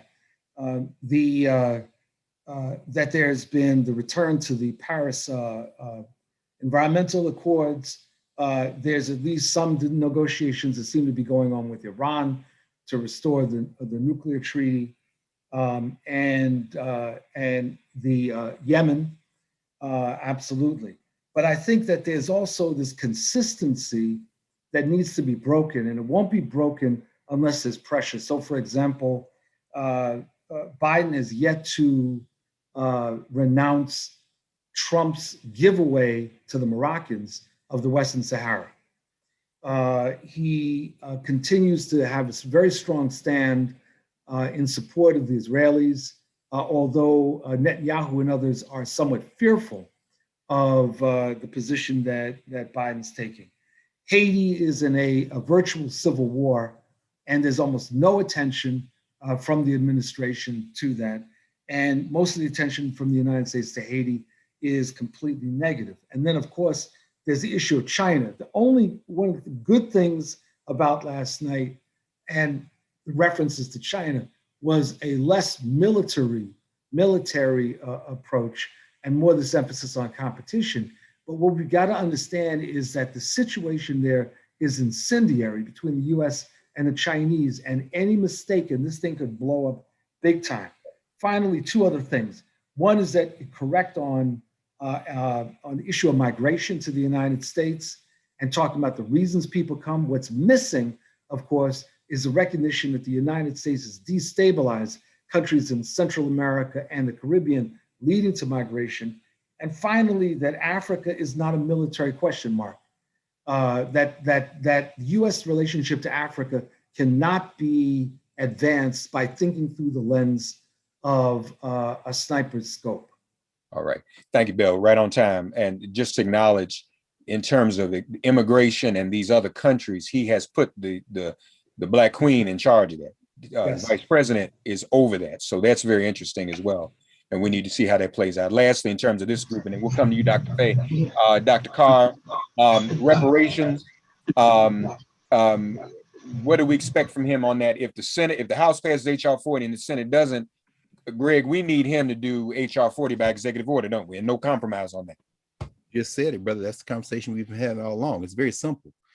If and when the Senate doesn't pass HR 40, and we haven't given up on that, although, of course, it is Chuck Schumer's job to get Joe Manchin and Kristen Sinema in line. They're the ones going to have to end the filibuster. It won't be Joe Biden, although Biden obviously is the leader of the party. Yeah, he's got to do that executive order, and it needs to be word for word, chapter and verse, what HR 40 is. We don't need anybody coming in out of left field, whether it be my friend Professor Darity or anybody else trying to get in the ear of the administration and hijack that momentum. So yes, and I also think that, and we see this, I think this goes back to what Cornell, I agree with Cornell, but for different reasons, I think Biden has learned from the mistakes of the Obama administration. And I think one of the mistakes was you don't go out there and sell the things to the people that you have done. So if you look at the 5 injury areas that Cobra has put together in the area of peoplehood and nationhood, Biden ain't got nothing to do with that. I agree with our young folk. We are the ones who are forcing him into glory. He didn't have anything to do with that. But in terms of education, when you start talking about free community college, you need to put that in the reparations context. When you start talking about pre-K and pre-K, the 3-year-old above going to school universally, you need to put that in there. When it comes to healthcare, the expansion of Medicaid, Georgia is poised to do that. Latosha knows this, but Latosha knows this better than anybody. Then now the question is, can you force the governor to do it? But Biden needs to go out there and say this is part of a reparations agenda, making sure that healthcare is there. Black women, when you start talking about paid family leave and you start talking about universal preschool, these are, if you get that at $15 an hour, these are jobs, as Bill Spriggs says, rather than going to work at Amazon in Bessemer, Alabama, you go work in childcare, and you know where your childcare is coming from because you got a tax credit that has been proposed. All these things to my brother Dr. Umar, who never seems to understand the fine points of policy and can make sound bites with Charlemagne, but never get to the point of actually grappling with the reality in which we live. We have to understand and criminalize criminal punishment. Finally, I'll end with this. The George Floyd Act isn't enough, but it is a step. He's got to push and get that through. And finally, in terms of wealth and poverty, what we understand is that when you look at this American Jobs Plan, when you start talking about green jobs, when you start talking about clean drinking water, last I checked, the people in Flint are Black. So if you're going to replace all the pipes in the damn country, that's going to help Black people. Some of that language needs to find its way into the Biden stump speech as part, not reparations, but something that is a little bit more than reform. In fact, it's gesturing toward repair. Nkechi has you, Ife. Yeah, so, no, Dr. Malva, I'm sorry. It's a point. It's a very short point. I just need to disagree with Greg. Good public policy is not reparations. So, but we never. Well, that's true. We should. Good public policy. It's not reparations. Healthcare is good public policy. It's not reparations. That's why I said it wasn't reparations language. It has to be stronger than reform, though. Right. Yeah, and the thing is, I wanted to get to reparations later if we have a moment, but I want to bring in Dr. Ife Williams. I want to bring in Jamesia Gray, and I want to bring Reverend Mike back out. So, Dr. Ife, someone mentioned this noise going. Someone mentioned that Biden was flanked by a female vice president, flanked by a female speaker.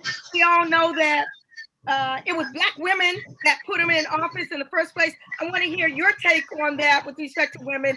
Then I want Jamika to talk about vision for Black lives and the Breathe Act and where that fits into all of this.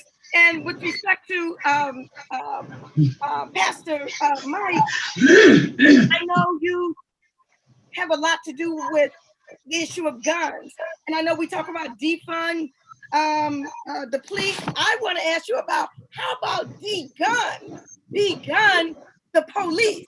And I say that because since they don't seem to know the difference between a taser and a gun, since they don't understand just what deadly force is about, maybe we need to just take their guns away. So Dr. Ife, you first. Thank you very much. I don't mind ever when Dr. Carr speaks before me because I know he's going to say most of the things that I wanted to say in all of his brilliance. But I want to say that we need to begin to think about not just what we want, but what other people want. And Dr. Carr mentioned it. We need to make sure that workers get that minimum wage because that means a lot of Black women.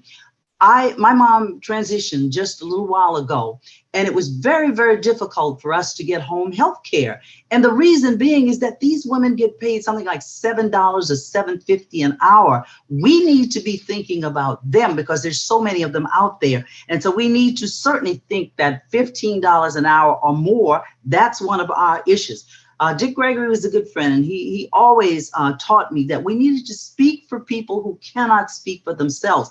All the other issues were good. I enjoy them. I had most of them on my list. But let's not forget the women who cannot speak for themselves. We have also our children. Our children need to be back in school. I have to talk about what women are really concerned about. That was nice to have Kamala and to have Pelosi up there behind Mr. Biden last time. But that's just two women. We need to think about other women who can't sit there by him, and we need to look out for them. Any day we look at television, we see generally a Black mother there grieving and crying over her child shot by a police officer. We want to, be able to do something about that. We want to certainly call reimagining policing instead of talking about defunding it. I mean, it's fine if you want to do that, but we need to be told, what do we want it to look like? Let's not spend all our time being critical. Let's spend our time, like Mr. Biden said the other night, if you got something better, then put it out there. But don't just expect everybody else to decide what we need while we're just fussing with one another and talking about each other, taking up all the time doing this and that. Just because you talk the loudest doesn't mean you're doing the most work. When my mom didn't, we couldn't get the home health care for her, what I did was call up the people in charge of it. And at first, of course, they said, well, we are working on requests back all the way back to 2011. I said to them, well, there's something you need to do. You need to check your list back to 2011 because most of those people, if they've needed help that long, they're dead now. In a couple of weeks, my mom was moved up to number 1. Can't hear her now. I'm supposed to be Jamesia. So Movement for Black Lives has been talking about doing stuff. Talk to us about Breathe Act, Vision for Black Lives. How does all that fit within this conversation? Yeah, I think I should be very clear that Movement for Black Lives is actually against the Justice and Policing Act, right? Because we have the Breathe Act, which we think is more holistic and more inclusive. When we look at the Justice and Policing Act, it actually gives more money to police. If we're going to reimagine public safety, then that means we need to divest from these institutions that were never meant or intended to protect and serve Black people, right? And so with the Breathe Act, we're doing just that. We're divesting from the federal grants and agencies that are primarily funding law enforcement. And in doing so, it also funds the carceral state, right?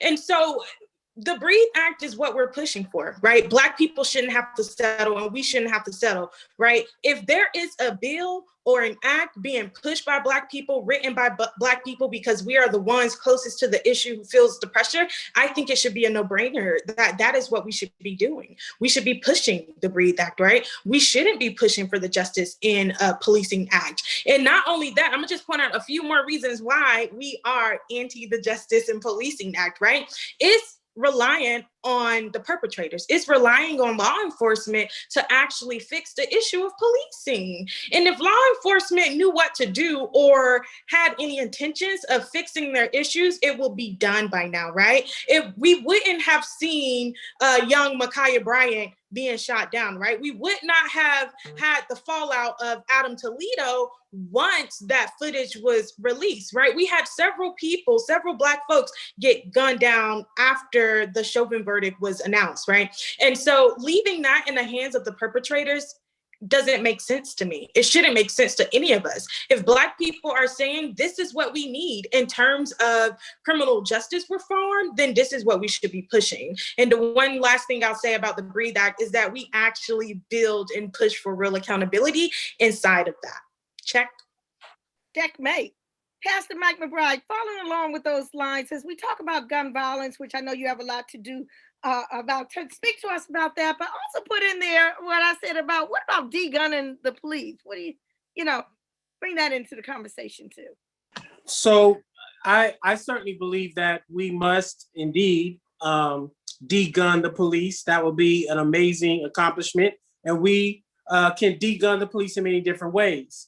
I believe Mayor Baraka has led in a powerful way in Newark through the demonstration or the results of their police agency not firing a weapon in a whole year. What that shows us is there are ways to put safeguards, incentives, and dare I say, consequences in place to make sure police officers do not use their weapons even when they are carrying out policing services in communities where we have not gotten the consensus to rise to the defund the police level. But I want to say a quick word about defund the police, abolish the police, all of these kinds of slogans and organizing platforms of which I endorse. We must remember that the Black community is not monolithic. We have several factions, or factions is the wrong word, we have several constituencies within the Black community. Black elders who are literally living in a war zone do not want defund the police to happen until their child gets harmed by the police. Now, we have to expand the conversation around public safety, community-based public safety. We who talk about defund the police must have a concrete solution to the issue of interpersonal and intracommunal violence, which we do. Those solutions are literally birthed out of the work of people like Erica Ford and Life Camp in New York, Jeff Brown out of Boston, David Muhammad and Devon Bogan in the Bay Area, many others across the country who are using street outreach workers, violence interrupters, public health approaches to help us scale this up. We must mainstream these ideas, and we must use the $5 billion, again, that has been set aside in this Biden administration, and the $10 billion that have been set aside within the 25 programs to scale these solutions up. We can't just say defund the police without a concrete alternative to public safety that our people can organize and rally around. And over the next couple of months, we plan to do a fund peace pop up in about 20 cities across the country. We're coming to a city near you to make this very apparent to as many of us who are seeking for some alternatives. All right, folks, we have under 8 minutes left in this panel discussion. So why don't we do this? We have 8 panelists. We're going to do a rapid round, 45 seconds to a minute, closing thoughts. And this, Dr. Daniels says this is a report card. We're not following what he asks us to do. Let's give him a grade for these first 100 days when it comes to Black people, when it comes to our people. Let's grade Joe Biden right now. I'm going to call on everyone, 45 seconds to a minute. Shakima, turn your mic on. I want, because you're watching the clock, I want you to come in and tell people when their time is up. Just say time, 45 seconds to a minute. Let's start with Bill Fletcher. Grade 45-second closing. So I can't get away with saying incomplete, huh? Yeah, that's great. That's great. Then that's what I would say. I have been pleased with a lot on terms of domestic policy, but I feel that this is incomplete, and I'm not ready to give more than that as a grade. All right, Latasha, you still there? We'll come back. Dr. Carr. I would say he gives grades all the time anyway. So yeah, fortunately, right? On the curve called America, which means you can never give a true grade in this white national settler project, I would say C+. In other words, Biden is trying to drag the country back to some sense of even keel. And that's not going to necessarily be possible, because who's taking the test really is the project called America. I don't expect the country will last much longer. White nationalism has always been the death knell of America. Only question is how long it's going to have to live. What Biden is trying to do is knit together people who have never been a country. And in order to do it, he's trying to use public resources to do it. All right. So far, he's better than most that have preceded him. But yeah, I say C+. All right, 45 seconds. Dr. Carr. All right, 45 seconds. Latasha Brown, let's give him a grade. This is a report card. First 100 days. Give him a grade in 45-second closing statement. I'm gonna give him a grade like at the school that I teach at, and that's pass or fail. So I'm gonna give him a pass. This 100 years, we're not quite ready to give him an actual letter grade, but he gets a pass for this first 100 days. All right. Another professor, she gives grades. Dr. Julianne Malveaux, grade 45-second closing. You muted. Okay, I think I would give him an incomplete or an incomplete plus, if that were such a grade. In other words, he's moving in the right direction, but he hasn't done the work that needs to be done. There's so many things that need to be done, and he just hasn't done it. So incomplete plus. All right. Dr. Ife Williams, grade 45-second closing. I'm a former teacher, so I grade on the curve, and because of his challenges, I'm going to give him an A-. All right. Very generous then. All right then. Dorian, grade 45 seconds. Yeah, I'm gonna go with the sister who said incomplete. I believe that representation alone is not liberation. So we have to continue to hold him to task. We have to hold our local officials to task. And we're gonna see what he gets done from here. So we gotta invest in our young people, invest in ourselves. Right now he's at an incomplete, but who's to say where he'll be in the next 100 days? Jamesia, grade 45-second closing. Yeah, I'm gonna say a C- because you can pass with a C-, you're doing the bare minimum. And I am excited for the next 100 to see what he does. Check. All right. Kalisha Wingfield Hill, grade 45-second close. I'm gonna have to agree with the sister. I would give President Biden a C. He has some ways to go, but he's definitely done some of the things he promised us coming into office. So President Biden gets a grade C from me. All right. And Pastor Mike, last but not least, grade 45-second close. I will echo Latasha's rubric. I will give him a pass. I do believe the consequential nature of this American Rescue Plan, American Jobs Plan, both of these pieces of legislation have targeted and discretionary funds that can literally flow to Black communities. Obviously, we must organize around them and ensure they hit our folk. The pieces around gun violence, things I've been organizing around for the last 10 years, this president has shown up on those with concrete investments. No other president in my history of organizing has done this much around the what I believe is one of the most singular issues, the loss of Black boys and men every night in our communities across the country. So I'll give them a pass and hope we can get more done. Lastly, yay or nay, don't we need to see the Black woman we fought to get in the White House more visibly and more involved and in more of a decision-making role? Don't we need to see that too? Yay or nay? Yay. Okay, everybody agree with that? All right. Yes. So let Thank me you all. say one thing, since we have 1 minute left, if we can, because Mark, you should give your grade, and I'm going to give mine right now, and then we're going to turn it over to Dr. D to bring on our celebrated closing speaker. But I say before Biden gets a grade, he needs to do an internship.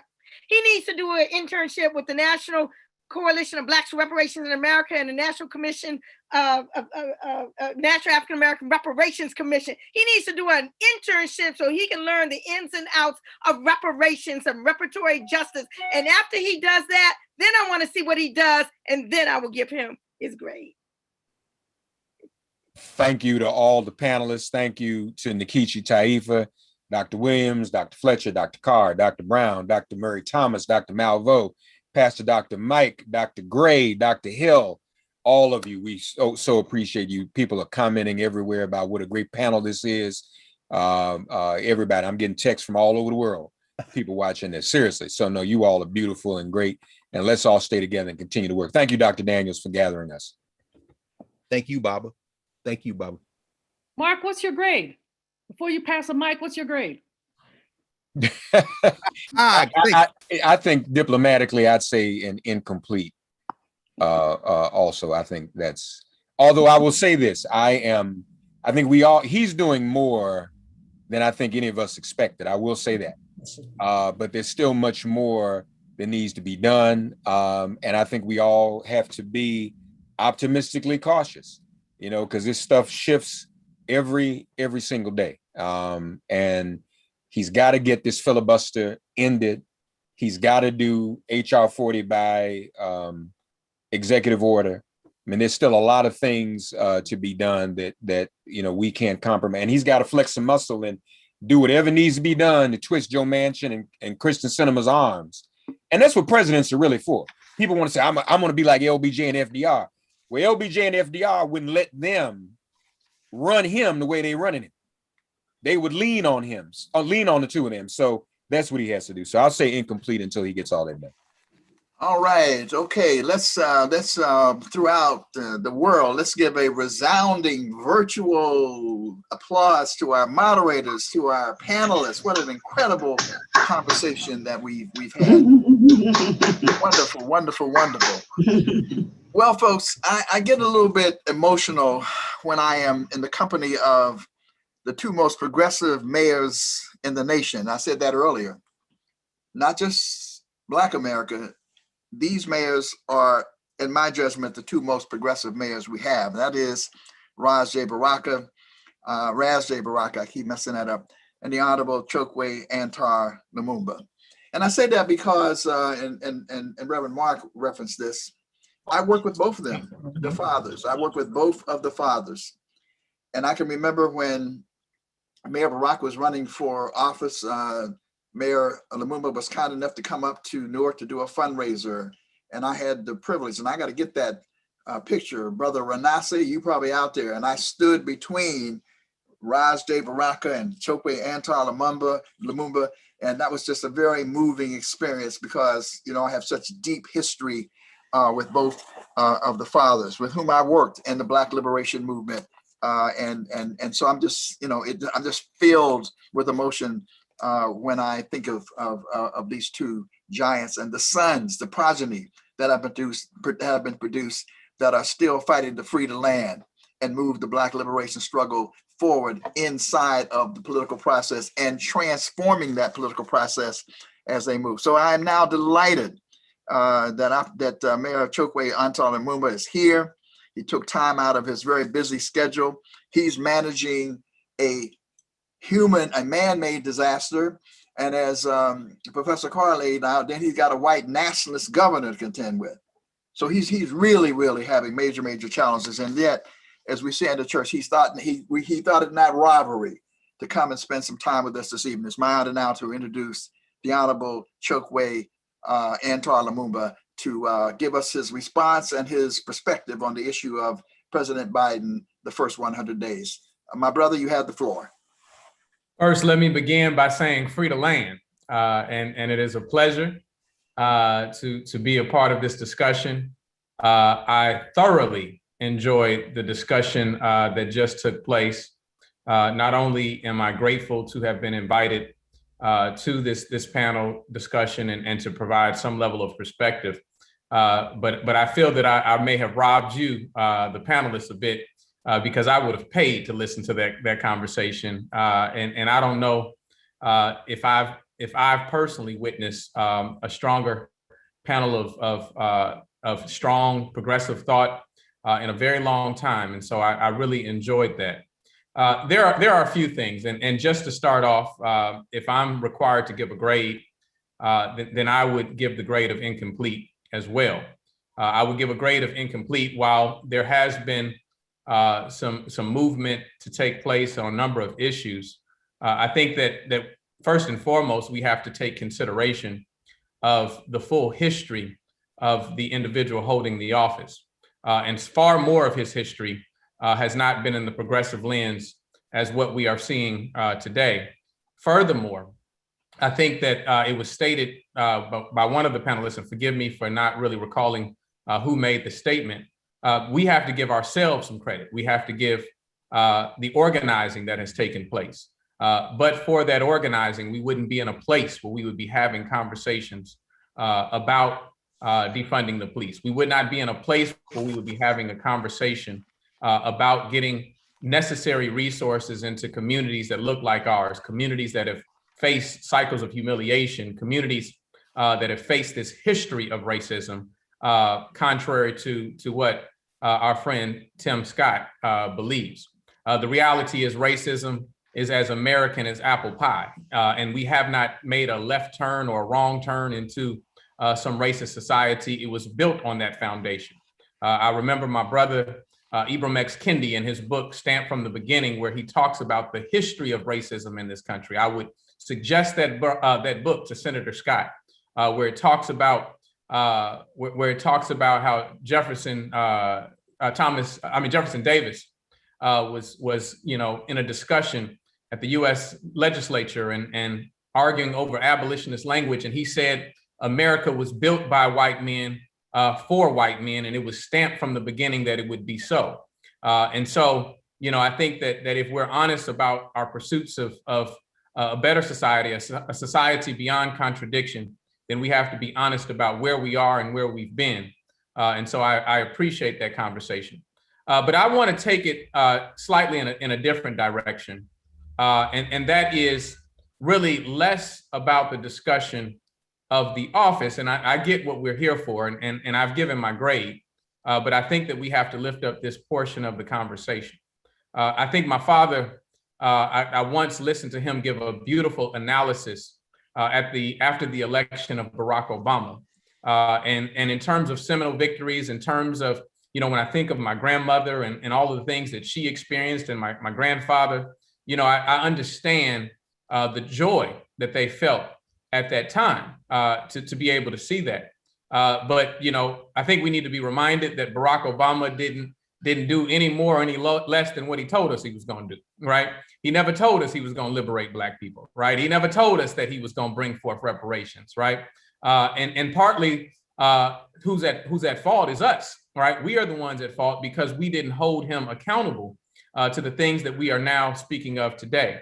I think of the words of our sister, our sister, and I'm forgetting Ruha Benjamin, who said that we must not only be the most active participants in dismantling the world we don't want to live in, we have to be the most active participants in building the one we do.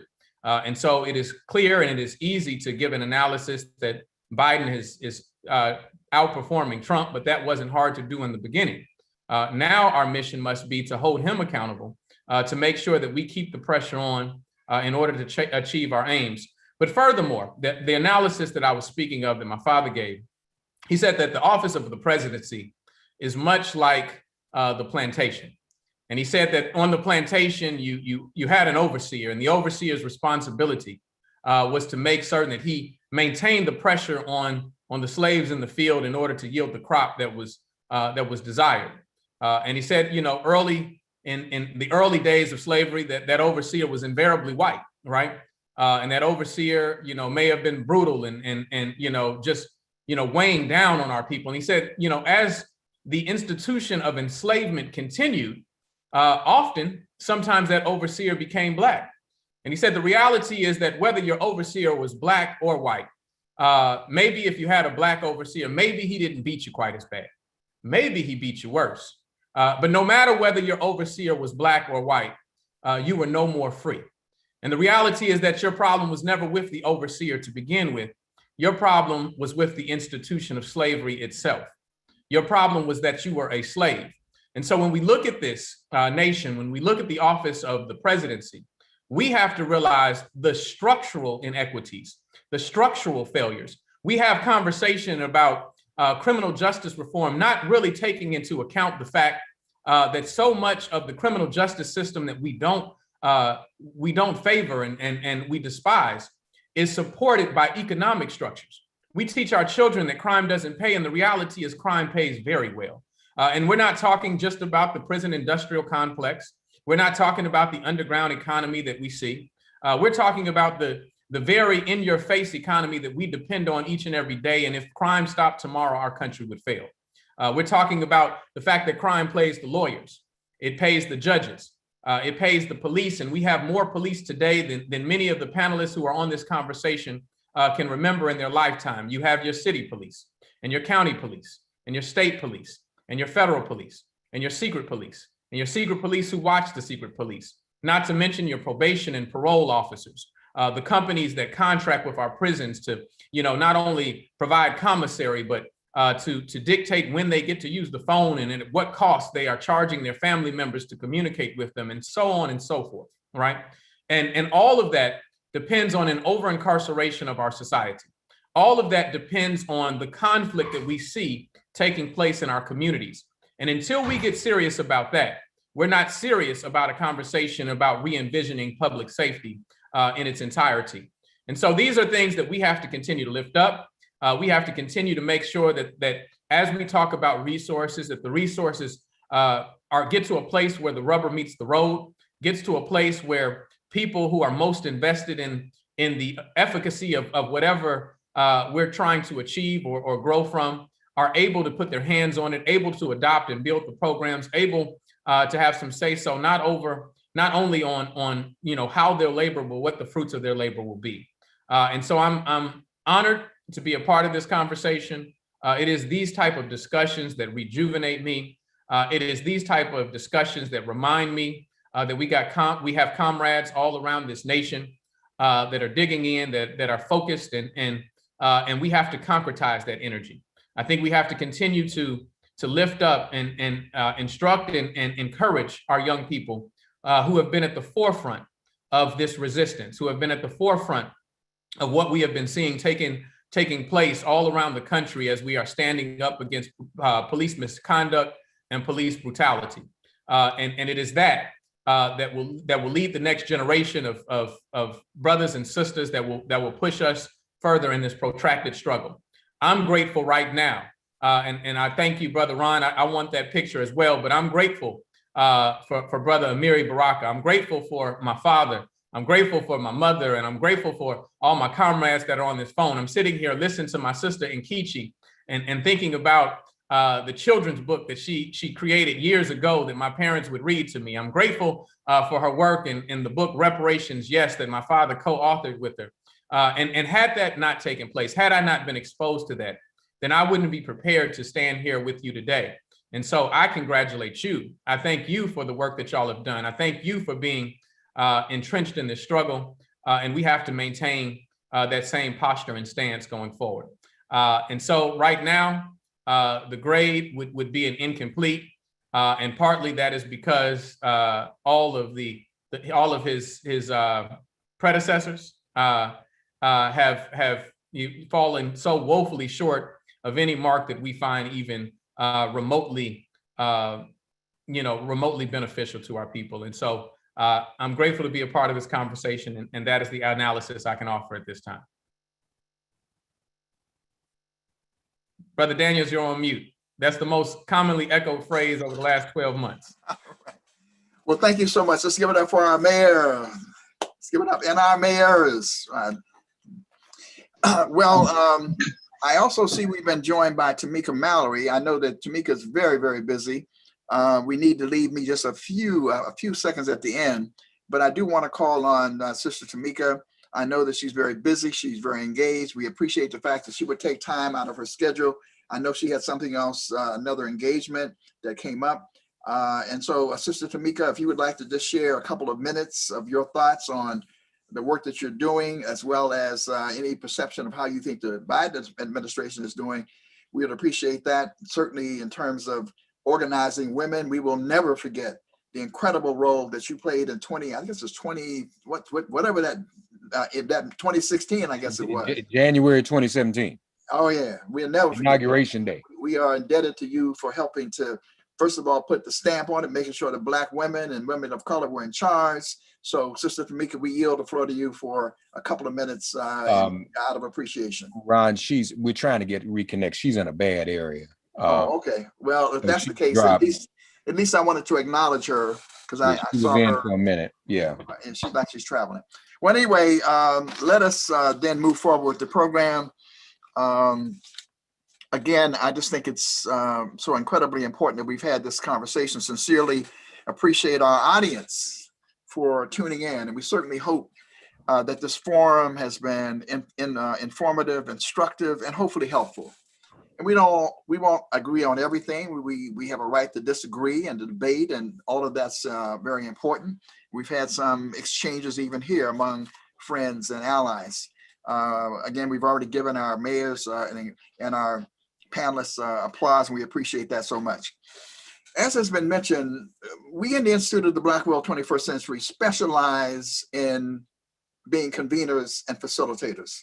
In fact, the vision which I brought forward for IBW and sort of my legacy project at this stage is this notion of cultivating a culture of collaboration to heal and empower Black families, communities, and nations. I firmly believe that we have to be each other's teachers, and that we have to have spaces where we can gather the family together and do it in a way that's non-sectarian, non-hegemonic. I mean, we're not trying to control anything and all of that kind of stuff. But I really appreciate the fact that we have the ability to pull these kind of gatherings together. And I think tonight was an example of it.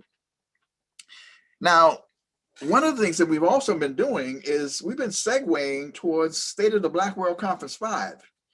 I mean, you know, we COVID kind of blocked us out. We had State of the Black World Conference 4 in Washington, D.C. at Howard University in 2012.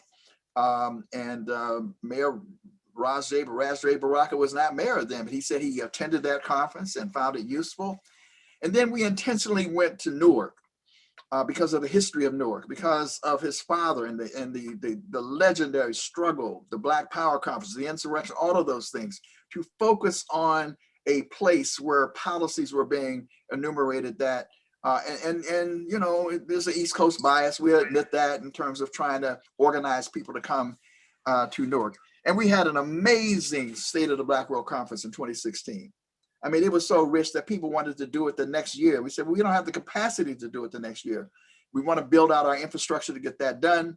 So we focused again towards 2020.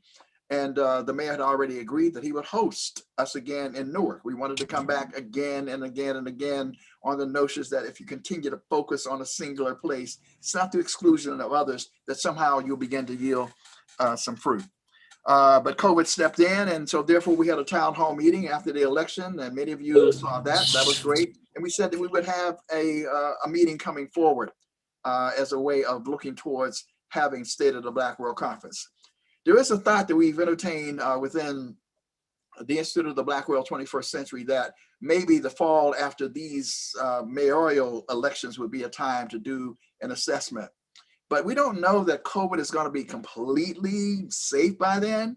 And I want the State of the Black World Conference, and we've learned to do this virtual stuff, but I want it to be a person-to-person gathering. I want the Black nation to gather and be able to embrace each other. So increasingly, I have to take this to the board of the Institute of the Black World 21st Century. I've been thinking in terms of the spring of 2022. Why? Because 2022, as we've been talking about it, will be a year of decision. It'll be a year of decision. The midterm elections that are coming up will be among the most consequential elections in the history of the United States of America. And we, as we used to say back in the old days, we are in the forefront. We are in the vanguard. It will be the Black vote. It will be the Black vote in association and allied with our sisters and brothers, Latinos, Asians, and the full scope that are really going to be at the forefront of transforming this nation. And so the 2022 becomes very crucial. So I see it as a year of decision. And in fact, when we look back 50 years ago in 1972, that was also 50 years ago, the National Black Political Convention was a year of decision. Got to also remember, Brother Massimeda and others, 1972, 50th anniversary of what? The first African Liberation Day. We're looking at 50 years since those incredible events took place. So I'm increasingly thinking about whether or not we might be able to gather the nation to really sort of be a container, if you will, for the energy that needs to be thrust out. I mean, one of the places where we can come together and figure out how we're going to move forward and to embrace each other and power forward, even as we build out the Institute of the Black World 21st Century. Because as we do these gatherings, we don't just do these gatherings for the sake of doing these gatherings. We do them because we're actually trying to build the Institute of the Black World 21st Century as the facilitating mechanism that I've talked about. And so we'll be in conversation with Mayor Baraka to see whether or not that's possible in Newark. There may be other ideas that he has and other events that may be on his plate. But if not DC, if not Newark, perhaps, unfortunately, glad that a DC statehood bill was passed the other day. But we got to continue to focus on one of America's last colonies. We used to say the last colony, but actually we got 2 or 3 or 4 of them that need to be decolonized. And what better place than to be at the center of power in order to actually convene a State of the Black World Conference, which will be global in scope, because we envision bringing heads of state, people from civil society organizations from all over the world for a State of the Black World Conference like no other, in order to exercise and flex the power that we have as Black people. So I just wanted to share that idea with you, that thought with you. Again, we are profoundly thankful that everyone who played a role in pulling this together and being a part of it.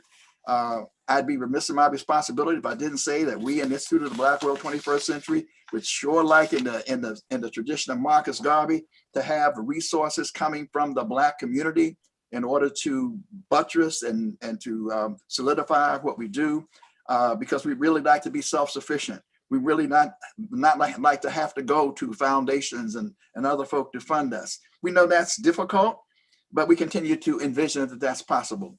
So we're going to put in the chat a way in which you can sign up for the newsletter. You can sign up to make a donation, if you will, and we certainly will appreciate that if you do, because at the end of the day, we are the leaders, as Mabel Thomas used to say out of Atlanta, Georgia. We are the leaders we've been looking for. This won't be the last time we gather. Again, we thank all of our moderators. We thank all of those who participated. And we say that we know that we must move in the spirit of the Grenada Revolution, forward ever, backward never. Forward ever, backward never. And also a luta continua, The struggle continues. Thank you so much. We really, really appreciate it. Thank you so much. Good night, everybody. Hold it, Dr. Daniels. Dr. Daniels, she's here. Tamika's back on. Tamika, just say hello to everyone. If you don't mind. Hello, everyone. Hello, family. Dr. Daniels and Reverend Thompson and everyone who's here. I would not even dare try to belabor with any long remarks, but I want to just say thank you all. I'm sorry that I'm in the mountains in California, and there's been bad service and also a run over production, all the things that happen. But I'm glad that this conversation is in progress. And I just want you to know, Dr. Daniels, that you are certainly one of my leaders. And whenever anyone asks me what my feelings are on reparations, I always say, what did Dr. Daniels say? Because that's what I believe. So God bless. Love you all. Thank you so much. Thank you, All right. Tamika. And let's all thank Dr. Daniels for his work. Many of you know that I'm raising a baseball player, but you can never bat 1,000. The only person I've ever known to bat 1,000 is Ron Daniels when it comes to these types of forums for years. We've been doing this together for 30 years. Now, he mentioned, you notice he only mentioned my name when he brought up 1972. He didn't mention Reshaw's name. I wasn't even born yet. All Reshaw was with him in 72, but he only mentioned my name. Nkechi was there. But since then, he's been the person that's been able to bring us together this way. And before the pandemic, he had 1,000 batting average on COVID. People would call me and say, can you get Dr. Daniels to get my show on C-SPAN, because he could always get these forums on C-SPAN. He may be right, because so we appreciate you, Dr. Daniels. Let's give him a virtual round of applause as well. All right, Bo. And he has a book also, still on this journey, The Mission and Vision of Dr. Von Daniels. So give it up. All right. Well, thank you so much. We're on time, and we're on time. So 9 o'clock. We're out of here. Thank you so much.